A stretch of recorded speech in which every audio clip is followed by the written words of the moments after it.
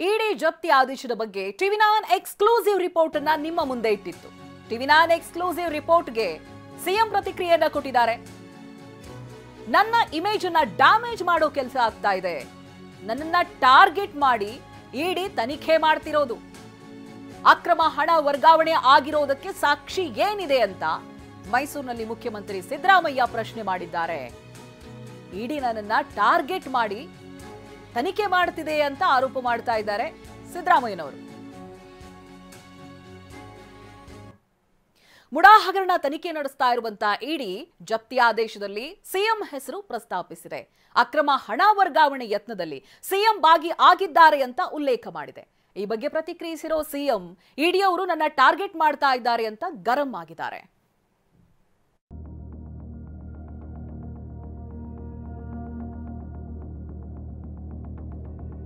ನನ್ನ image damage ಮಾಡಲು ಇಡಿ ಇಂದ ಟಾರ್ಗೆಟ್.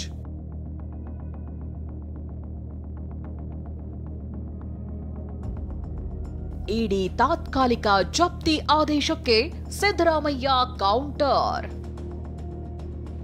ಮೈಸೂರು ನಗರಾಭಿವೃದ್ಧಿ ಪ್ರಾಧಿಕಾರದಿಂದ ಅಕ್ರಮವಾಗಿ 14 ಸೈಟ್ ಹಂಚಿಕೆ ಪಡೆದ ಕೇಸ್ ಮತ್ತೆ ಸಿಎಂ ಸಿದ್ದರಾಮಯ್ಯಗೆ ಸಂಕಷ್ಟ ತಂದೊಡ್ಡಿದೆ. ಜಾರಿ ನಿರ್ದೇಶನಾಲಯದ ಉಪನಿರ್ದೇಶಕರು ಹೊರಡಿಸಿರುವ ತಾತ್ಕಾಲಿಕ ಜಪ್ತಿ ಆದೇಶದ 23ನೇ ಪುಟದಲ್ಲಿ ಸಿದ್ದರಾಮಯ್ಯ ವಿರುದ್ಧ ಆರೋಪಿಸಲಾಗಿದೆ. ಪಿಎಂಎಲ್ಎ ಕಾಯ್ದೆ ಸೆಕ್ಷನ್ 3ರ ಅಡಿಯಲ್ಲಿ ಅಕ್ರಮ ಹಣ ವರ್ಗಾವಣೆ ಯತ್ನದ ಆರೋಪದಲ್ಲಿ ಸಿದ್ದರಾಮಯ್ಯ ಭಾಗಿಯಾಗಿದ್ದಾರೆಂದು ಆರೋಪಿಸಲಾಗಿದೆ. ಈ ಕುರಿತು ಪ್ರತಿಕ್ರಿಯಿಸಿದ ಸಿಎಂ ಸಿದ್ದರಾಮಯ್ಯ ಇಡಿ ವಿರುದ್ಧ ಗರಂ ಆಗಿದ್ದಾರೆ.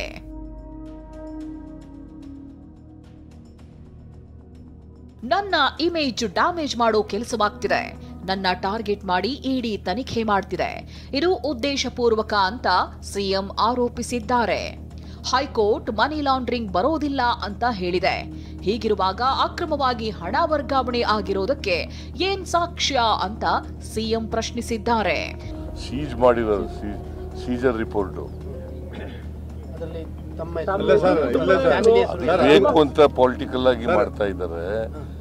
What is the evidence to show that there is a money laundering ಆಗಿದೆ ಅನ್ನೋದಕ್ಕೆ ಏನಿದೆ? ನಟೇಶ ಹೈಕೋರ್ಟ್ಗೆ ಹೋಗಿ ಏನಂತ ಹೇಳಿದ್ದಾರೆ ಹೈಕೋರ್ಟ್ನವರು? ಯಾವ ಕೇಸ್ನಲ್ಲಿ ಹೇಳಿದ್ದಾರೆ?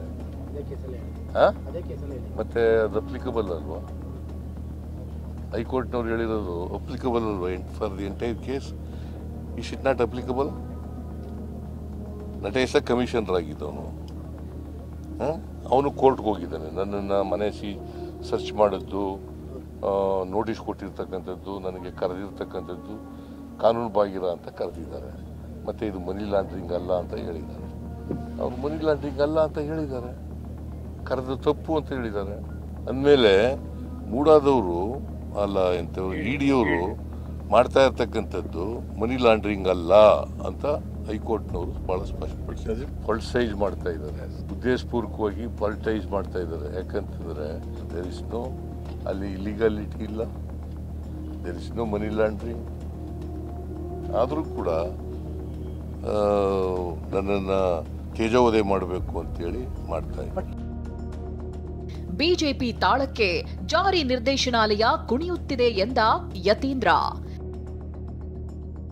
ಇನ್ನು ಸಿಎಂ ಸಿದ್ದರಾಮಯ್ಯ ಪುತ್ರ ಯತೀಂದ್ರ ಕೂಡ ಇಡಿ ವಿರುದ್ಧ ಕಿಡಿಕಾರಿದ್ದಾರೆ. ಮಾರ್ಚ್ 20, 2021ರ ಮುಡಾ ಸಭೆಯಲ್ಲಿ ಸಿಎಂ ಪುತ್ರ ಯತೀಂದ್ರ ಭಾಗಿಯಾಗಿದ್ದ ಬಗ್ಗೆಯೂ ಇಡಿ ಜಪ್ತಿ ಆದೇಶದಲ್ಲಿ ಉಲ್ಲೇಖವಿದೆ.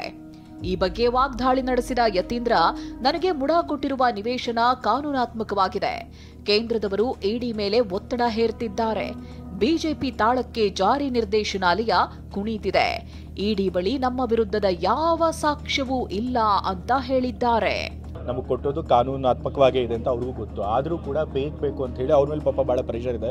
ಸೆಂಟರ್ ಅವ್ರು ಪ್ರೆಷರ್ ಹಾಕ್ತಿದ್ದಾರೆ, ನಮ್ಮ ಕರ್ನಾಟಕದಿಂದ ಇರುವಂಥ BJP ಅವರು ಮತ್ತು ಬೇರೆ ವಿರೋಧ ಪಕ್ಷದವರು ಕೂಡ ಅವ್ರ ಮೇಲೆ ಪ್ರೆಷರ್ ಹಾಕ್ತಿದ್ದಾರೆ. ಹೇಗಾದರೂ ಮಾಡಿ ಸಿದ್ದರಾಮಯ್ಯ ಅವ್ರನ್ನ ಆರೋಪಿ ಸ್ಥಾನದಲ್ಲಿ ನಿಲ್ಲಿಸಬೇಕು ಅಂತ ಹೇಳಿ. ಸೊ ಹಾಗಾಗಿ ಅವ್ರು ಹೇಳ್ಕೊಡ್ತಾರೆ, ಅವ್ರು ಅದನ್ನು ಮಾಡ್ತಾ ಇದ್ದಾರೆ. ಸಿಎಂ ಹೆಸರು ಇರೋದ್ರಿಂದ ದೊಡ್ಡ ವಿಚಾರ ಮಾಡ್ತಿದ್ದಾರೆ ಎಂದ ಪರಮೇಶ್ವರ್.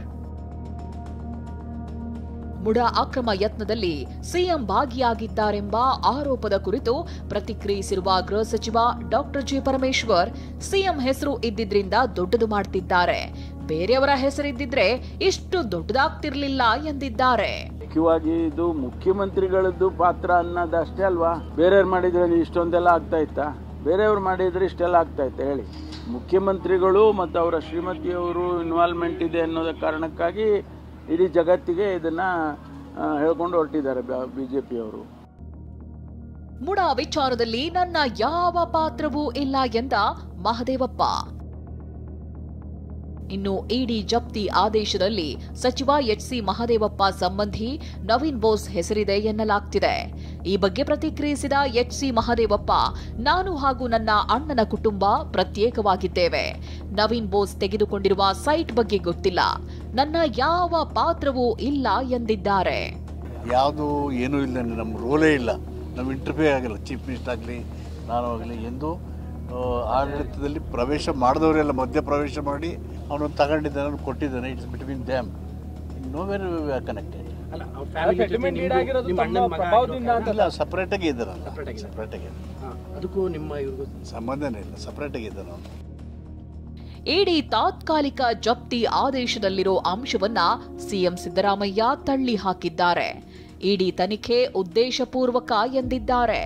ಜಪ್ತಿ ಆದೇಶ ಮುಂದಿನ ದಿನದಲ್ಲಿ ಯಾವ ರೀತಿ ಮಹತ್ವ ಪಡೆದುಕೊಳ್ಳುತ್ತೆ ಕಾದು ನೋಡಬೇಕಿದೆ. Bureau report, TV9.